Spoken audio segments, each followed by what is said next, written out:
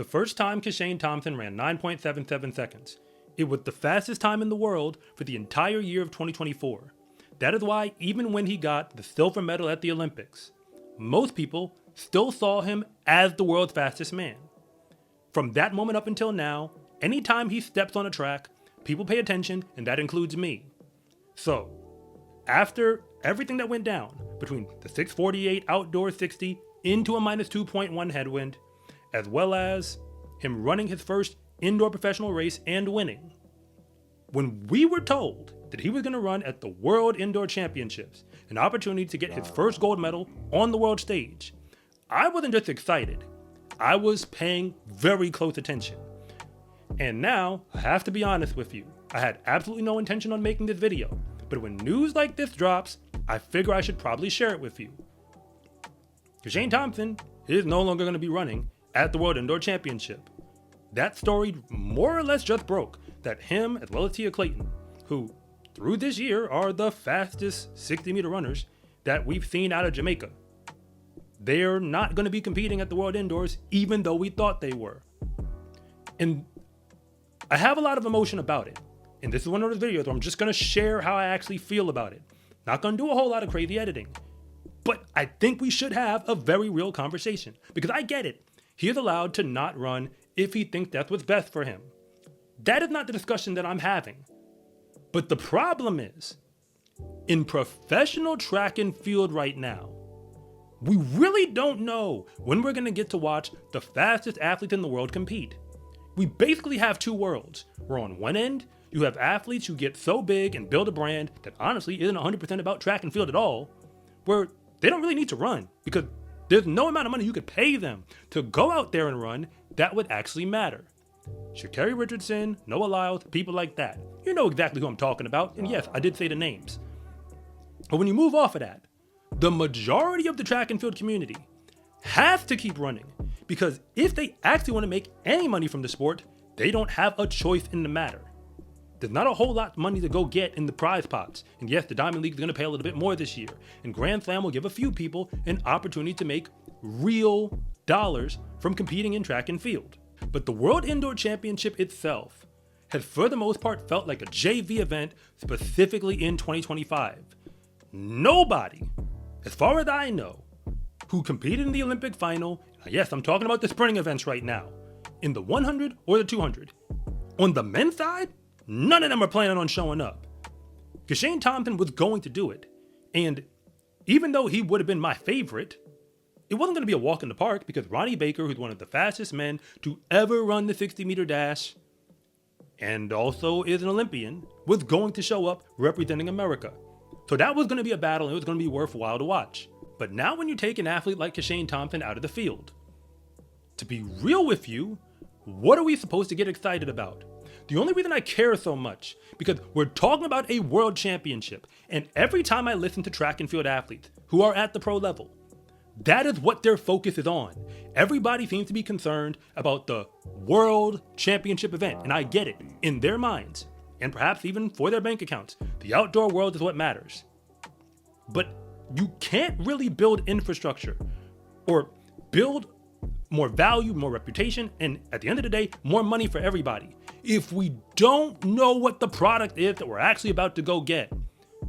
As far as I understand, World Athletics has been promoting the World Indoor Championship and using Kishane Thompson's name as a part of that promotion. Why?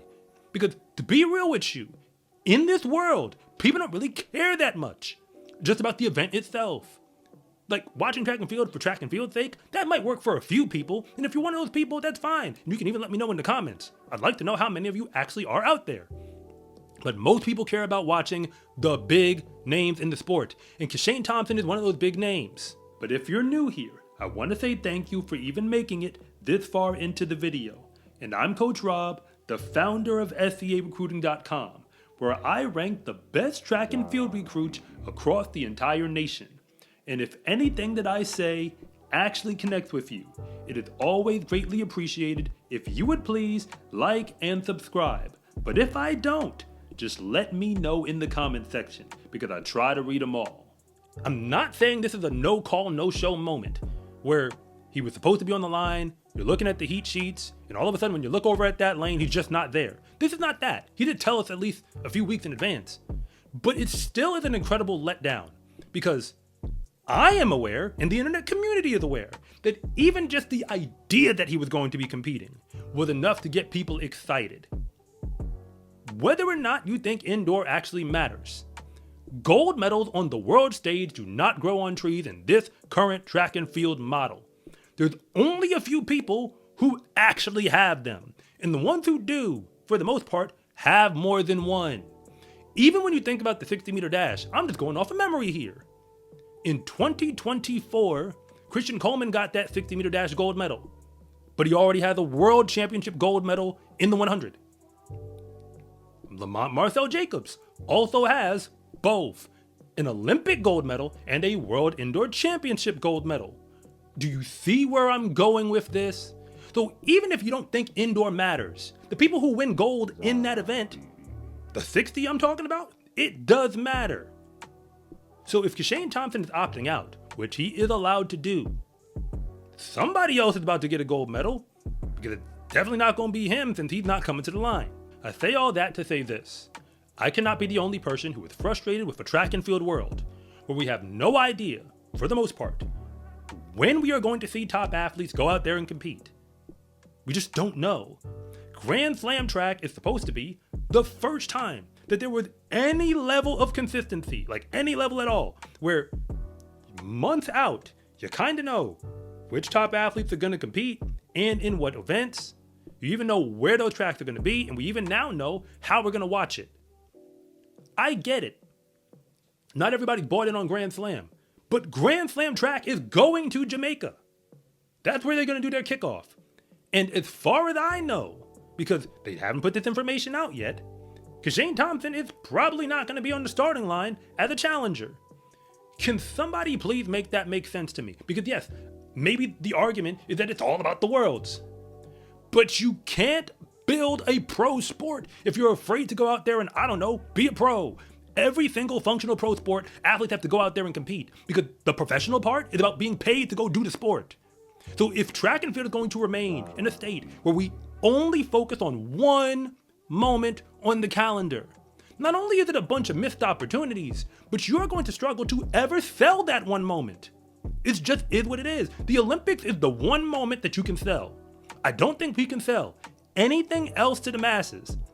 I'm talking to the casual track fan right now. The people who want to watch the Olympics and are curious about track, but didn't even know the World Championships exist for the most part, and definitely don't know anything about Pro Track, the Diamond League, or anything else. Remember, Grand Slam track is brand new. It's brand new, so we're going to put that on the shelf. You need to actually go out there and compete to market the product. And because we market the sport, focusing so much on the clock above all else, I'm not saying this is true, I'm just saying how it feels from the outside. It feels as if athletes are legitimately afraid to lose. Up until this year, I'm gonna say this part. Noah Lyles, through his Olympic gold medal in the 100, had proven he was not afraid to compete. So yes, although I want to see him on Grand Slam, and I understand he's not a racer, and it's looking like he probably won't even be a challenger, the one thing you can't say about him is that Noah Lyles has not been afraid to go to a starting line for whoever wanted that smoke.